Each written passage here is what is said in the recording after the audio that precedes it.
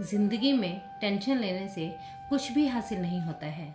अगर इस भागदौड़ भरी ज़िंदगी में आपको परेशान कर रखा है, आपकी ज़िंदगी में टेंशन दस्तक दे चुकी है, तो आप ये कहानी ज़रूर सुनिए। तो ये कहानी आपके लिए ही है।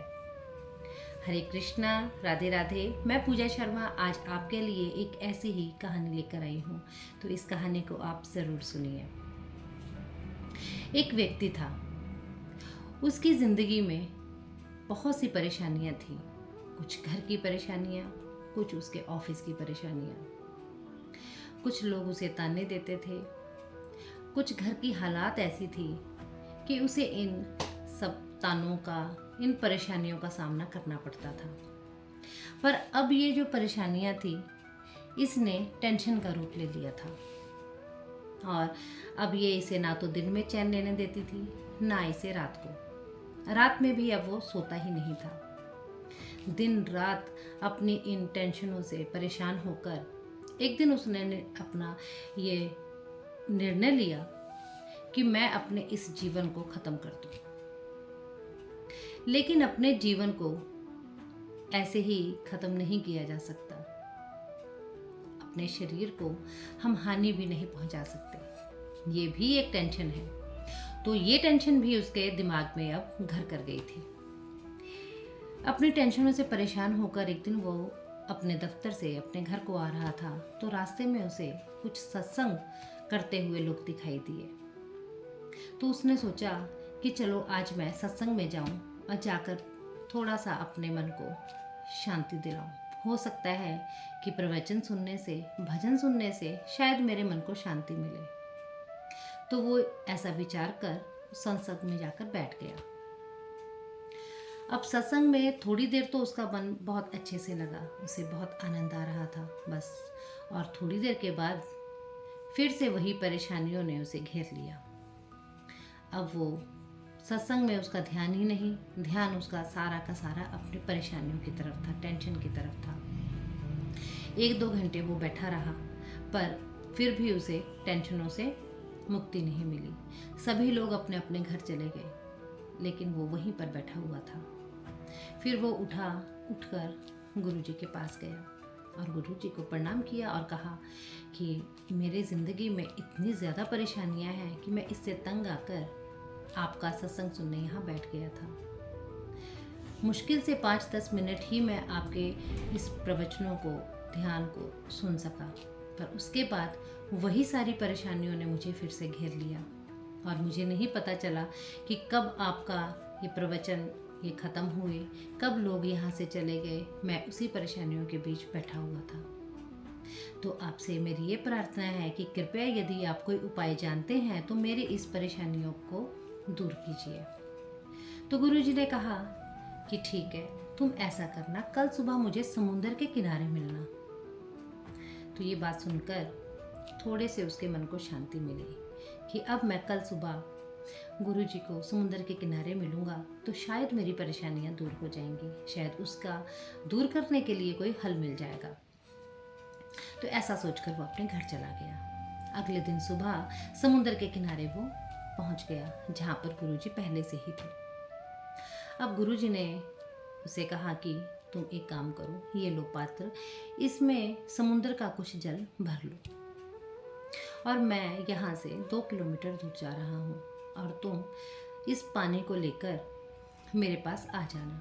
पर एक बात का ध्यान रखना कि इसमें से एक भी बूंद पानी की गिरनी नहीं चाहिए। अब वो व्यक्ति ने कहा कि ठीक है, आप जाओ, मैं इसमें पानी लेकर आ जाऊंगा और मैं ध्यान भी रखूंगा कि इसमें से एक भी बूंद पानी की नीचे ना गिरे। तो उसने पानी भरा और गुरुजी की तरफ चलने लगा। जब वो चलने लगा तो रास्ते में उसे बहुत से लोग दिखाई दिए।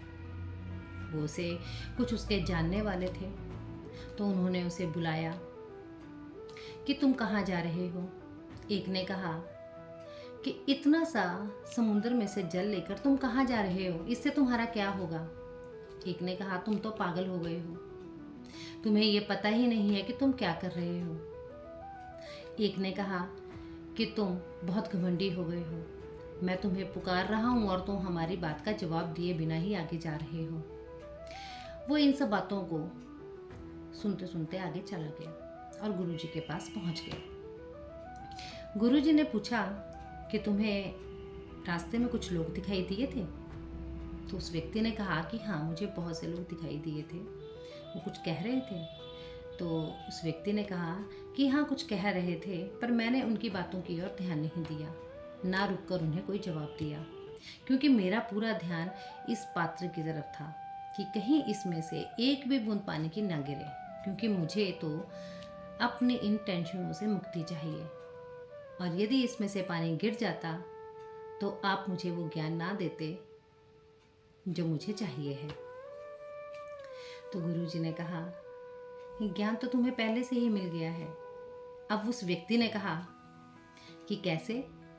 तब गुरुजी ने कहा कि देखो, जब तुम इस जल भरे पात्र को मेरे पास लेकर आ रहे थे तो तुम्हारा पूरा ध्यान इस पात्र की तरफ था कि इसमें से एक भी बूंद नीचे धरती पर ना गिरे, नहीं तो मुझे वो ज्ञान नहीं मिलेगा जिसकी तुम्हें ज़रूरत थी।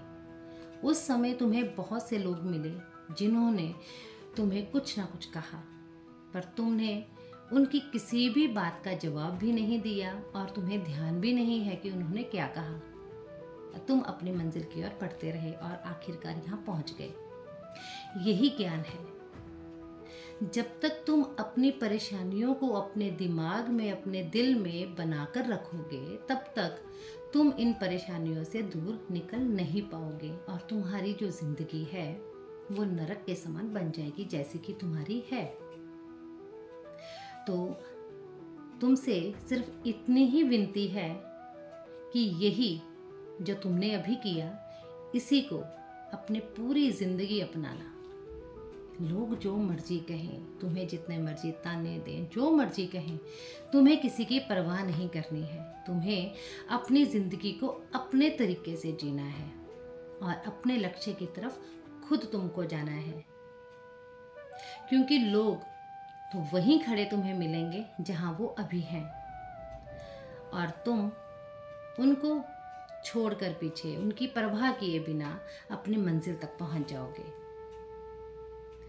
तब उस व्यक्ति ने गुरुजी का धन्यवाद किया और कहा कि आपका बहुत बहुत धन्यवाद है, आपने मुझे इस परेशानी से दूर निकाला। अब मैं अपनी ज़िंदगी को उसी तरह से जीऊँगा जिस तरह से आपने इसे नया दिशा दिखाई है, नया मार्ग दिखाया है। तो आप सबको ये कहानी कैसी लगी? ये कहानी हमारी ज़िंदगी के साथ भी जुड़ी है। हम भी अक्सर ऐसे ही परेशान रहते हैं। हमें यदि कोई ये कह दे कि ये काम तुम क्या कर रहे हो, इससे क्या होगा, तो हम उसी बात की टेंशन लेकर अपने बैठ जाते हैं। तो हमें भी गुरुजी द्वारा बताई गई इस कहानी को याद करना है और अपनी ज़िंदगी को आगे बढ़ाना है। अगर आपको ये कहानी अच्छी लगी तो लाइक, शेयर, कमेंट ज़रूर करना और कमेंट में लिखकर ज़रूर बताना कि यह कहानी आपको कैसी लगी है। राधे राधे।